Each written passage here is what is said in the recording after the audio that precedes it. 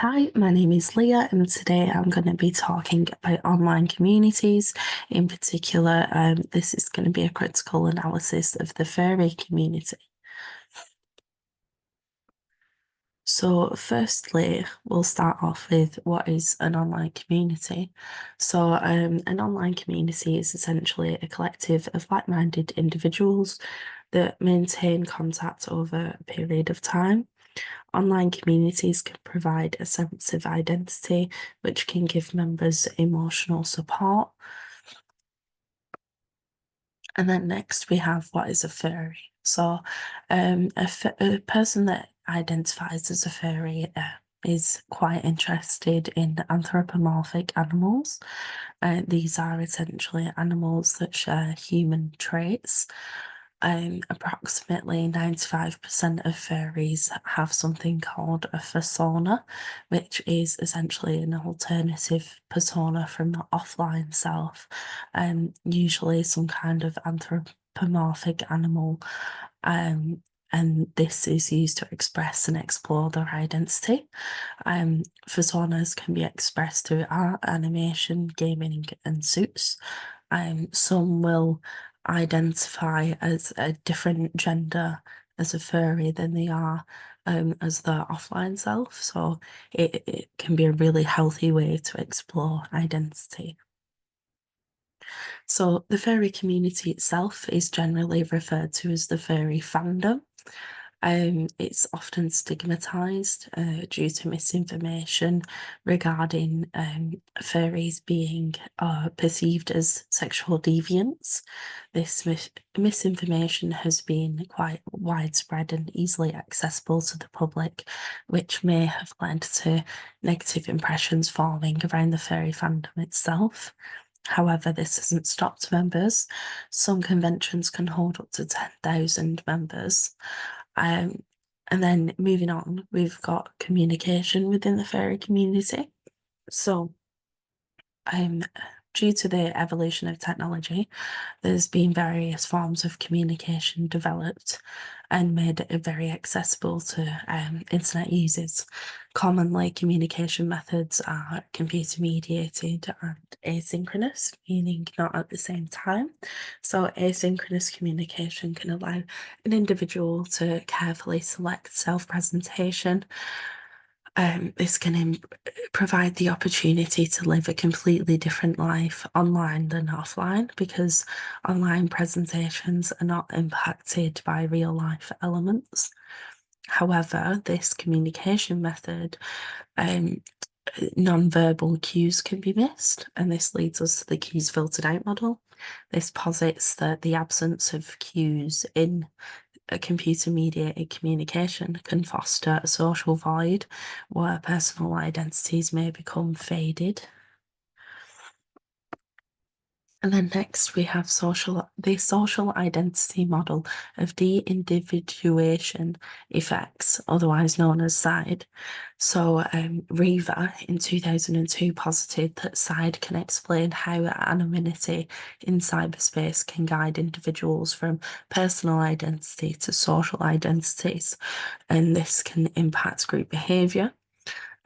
So the model itself had um, various components, including anonymity, where people are experience less accountability online because they tend to be anonymous.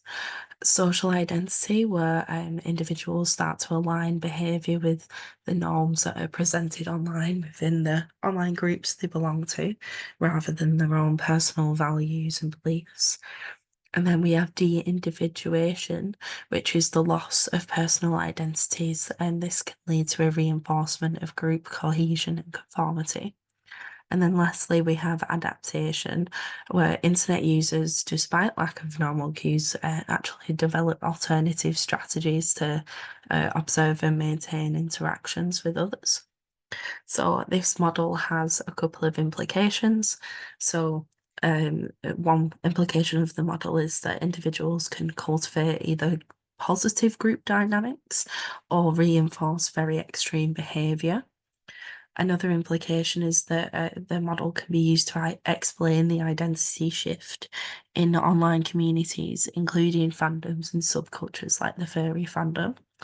And it also supports information processing and cues filtered out models. Next, we have social information processing theory. So, Walther, 1992, posited this theory can be used to explain how relationships can be developed online despite the lack of nonverbal cues. Internet users may use CMC, which can lead to the development of strong connections. After some time has passed, interactions may become hyper personal. This can eventually become more intimate than face to face interactions. However, a large criticism of this theory is that it assumes interactions will naturally develop into close bonds over time. Within furry spaces, asynchronous communication can actually slow relationship building or lead to identity fragmentation. Identity fragmentation is where individuals may struggle to integrate the furry persona with their offline self. And next, we have the hyperpersonal model, also by Walther. So, within this model, one-to-one interactions online can become personal and intimate quickly. This can occur through idealized perceptions being present and nonverbal cues being absent.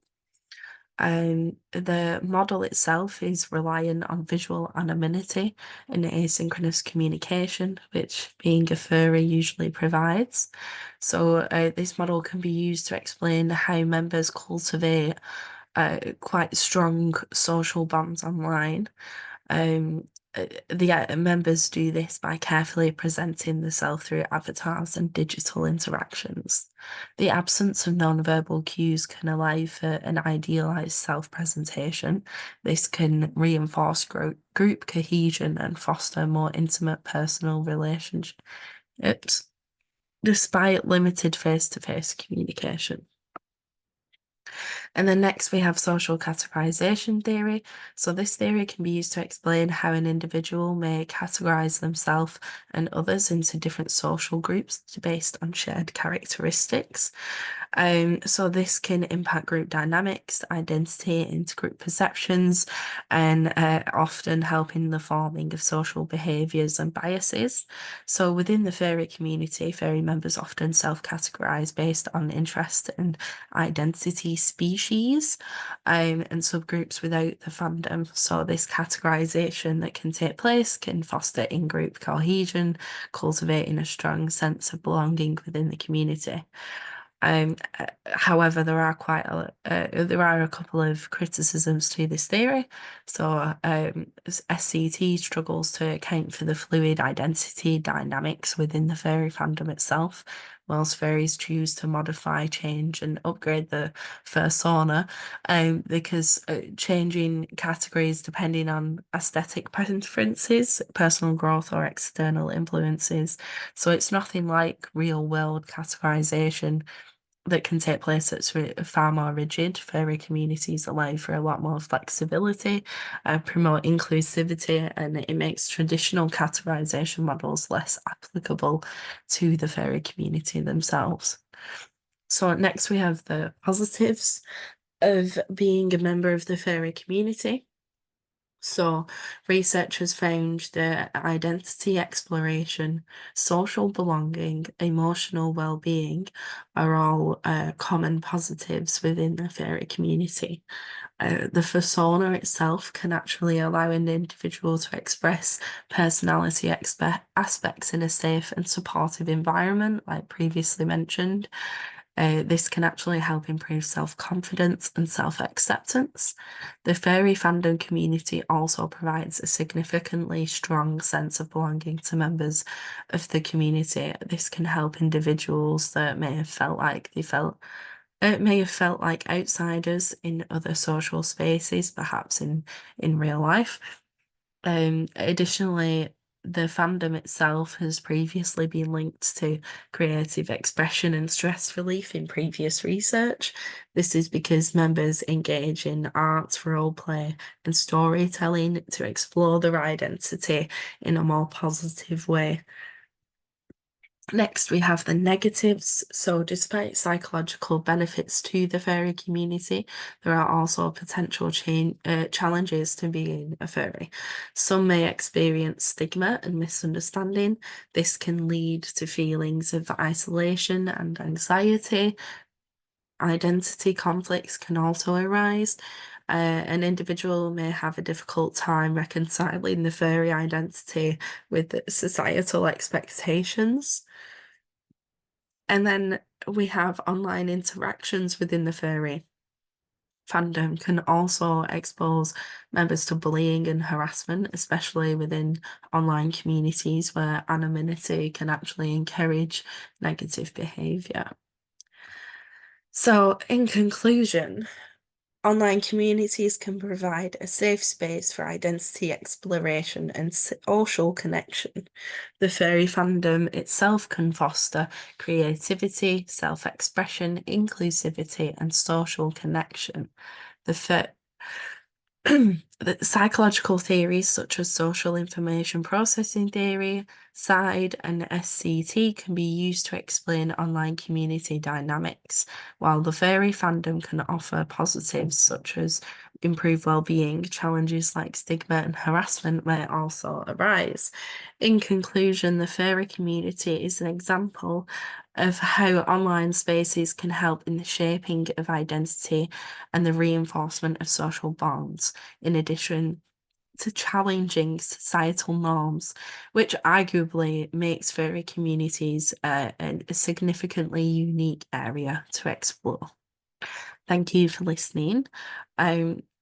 Here are my references. So let's reference page 1, page 2, and page 3. Thank you very much.